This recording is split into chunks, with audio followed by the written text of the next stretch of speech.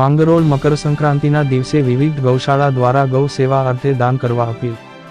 માંગરોળથી Kamal પરમારની report. નમસ્કાર, આપ સૌનું DN24 ન્યૂઝ ગુજરાતીમાં સ્વાગત છે।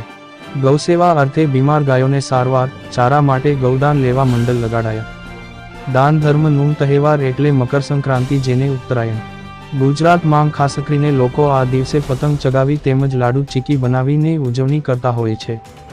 સાથોસાથ આ દિવસે દાન ધર્મનું પણ ખૂબ જ મહત્વ ગણાય છે અને તેનું વિશેષ પુણ્ય પણ માનવામાં આવે છે।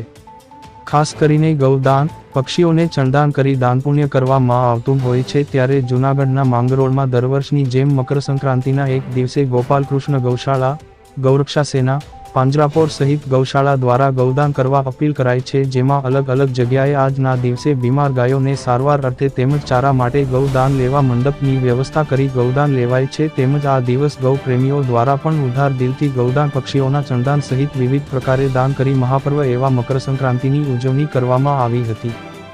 દરેક વિડીયોની નોટિફિકેશન માટે અમારી ચેનલને લાઇક, શેર અને સબસ્ક્રાઇબ કરો। ધન્યવાદ। જય ગૌ માતા।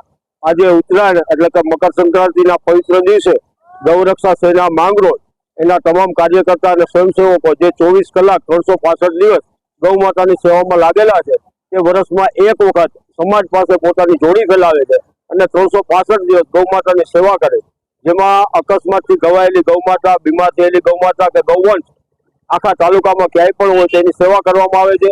એના માટેની હોસ્પિટલ બનાવેલી છે અને એમાં આ જે કંઈ નિધિ અમને મળે એનો અમે ખર્ચ કરતા હોય છે।